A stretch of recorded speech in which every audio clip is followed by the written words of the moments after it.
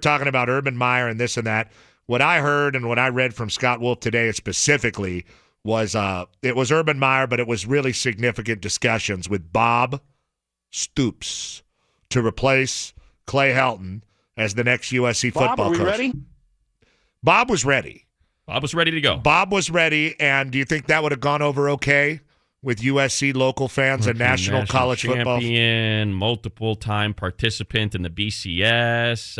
I would say that would probably be well-received. Finder of Lincoln Riley, guy that always hired very capable assistants. Many of them current head coaches. Now, I would assume that would go over well. Scott Wolf reported something similar 2 nights ago and then reported about Stoops today. And look, it's good news for the USC fan base that USC was at least trying to swing big. Like the guy that they hired, Mike Bohn, was trying to hire somebody that would take $10 million a year and be the face of the university, so to speak. So whether or not you believe USC should hire Urban Meyer due to his handling of the domestic violence issues from one of his assistant coaches is another question altogether, but at least they were swinging big.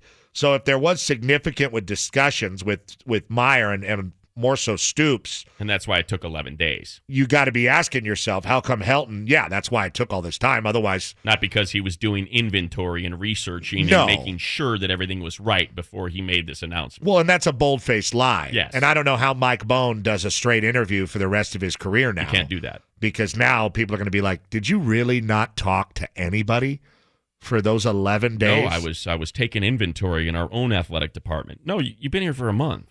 That's ridiculous. And he wasn't. He was actually doing his due diligence, like Rich Uncles, and trying. Do your due diligence. Trying to hire a big-time coach that would satisfy the fan base and re-energize the West Coast and help the Pac-12 and all that stuff that we've been talking about. So you must be asking yourself, if that's all the case, then why the hell is USC have Clay Helton as their football coach moving forward?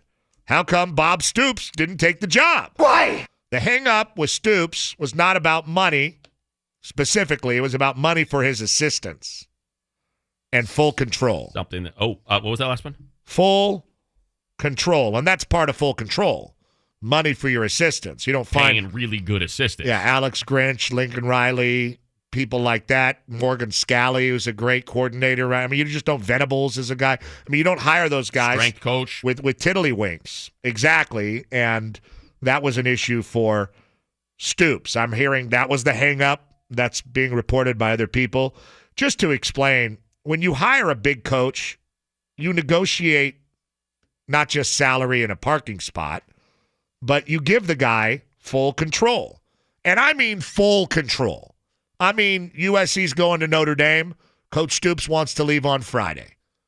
But we always leave on Thursday. Guess what? You're leaving on Friday now. Now we leave on Friday. We thought Graham did a great job this last year. I don't want him. Yeah. But we really like him. Sorry. I don't want him.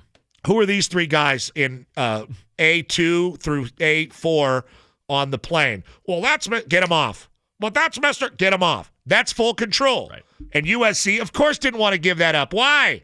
Because the cockroaches in the walls at Heritage Hall. That's why. Why? They got to keep their country club. They can't have Bob Stoops telling them what to do. And Carol Folt, of course, is the end-all, be-all.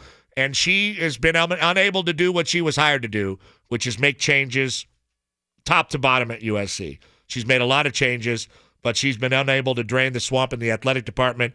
And what she wants to do, keeping Helton, is a huge indicator of that. Now, imagine what a powerful national championship coach like Urban or Stoops must have been thinking when USC was like, well, you can't bring, there's got to be a cap on your assistant salaries. And it's like Mom and pop. Mom and pop. You want me or do you not? You want me to do it? You want me to come and give your place legitimacy just by signing my name on the dotted line? Didn't you just sell $12 million worth of suites? Didn't you guys just do that? Don't you think people want someone like me to come in here?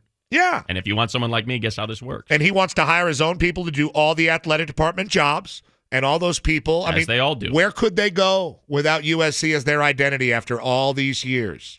Where could they go? They couldn't go anywhere. So who ultimately has to sign? Because they all have the stink of Kiffin and Sark and Hayden and Swan on them. This is the only place they could be, swimming in their own sewer where everybody stinks like an ass. So is it Folt or no? Is it a donor? Is it Folt. the board of trustees? It's the people. Folt became part of the machine in the last couple months. She became somebody charmed with Helton. She wasn't going to hire Urban Meyer, and they weren't going to release full control. It's like, I know she came from North Carolina, but they got Roy Williams as their basketball coach, who she never fired, who she very well could have with all their academic scandals. I think that she's getting advice from bad people, and she doesn't realize just how quickly this fan base is ready to turn their back on USC football. I mean, they're doing worse in attendance than they were when Paul Hackett was my coach, and we were 4-8 my senior year. I mean, they're doing like 10,000 people a game worse than we were doing. And it's a different time. There's pro football in town. There's a lot more to do. But like I keep saying on all these radio shows, Matt, it ain't like Tennessee where you're going to have a bunch of people. 105,000 no matter what. And the fan base comes up like a wave when you hire a coach or try to make a move that people are adverse to. USC fans aren't going to do that. They're just going to book a trip to Mammoth, on Notre Dame week. They're not going to be as into it. What I'm trying to figure out, and obviously the way that place works, is we all want to blame someone, go through the Twitter comments of Carol Folt or Mike Bohn, and everybody blames them. Well, but you have to consider that Bohn... I'm saying, is it not their fault? Is Bohn trying to hire Urban Meyer or Bob Stoops, and maybe it's not even Folt? Maybe it's somebody else that's like, no.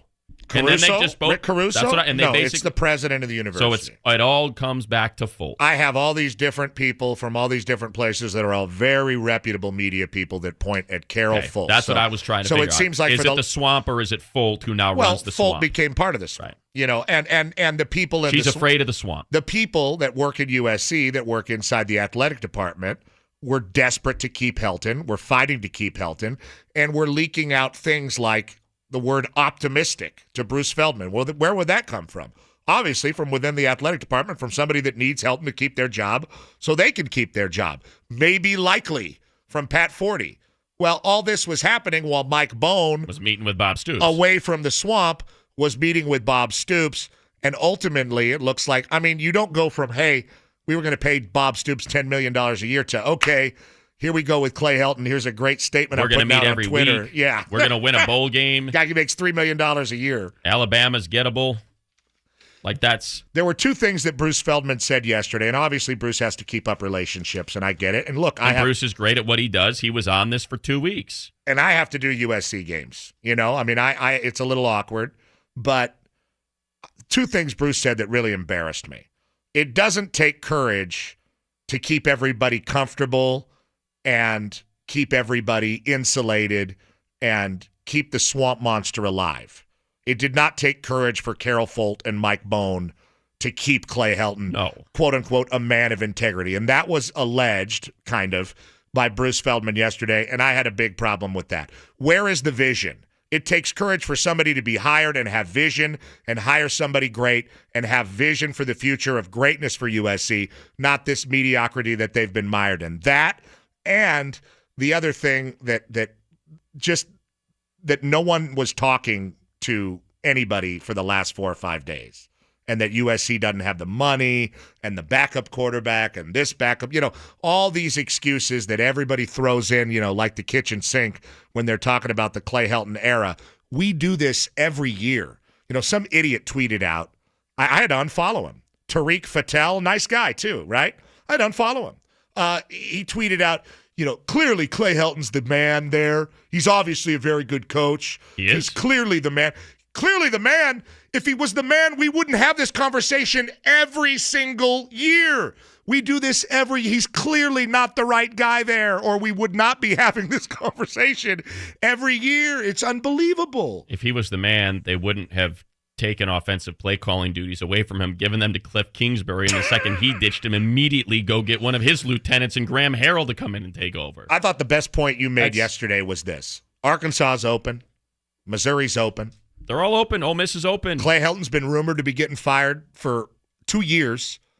How come his name's not floated for those jobs? Not one. How come the only job his name gets floated for is UNLV or Memphis? Lane Kiffin, who is considered to be untouchable, It is why he is at FAU, not because he loves it in Boca and because nobody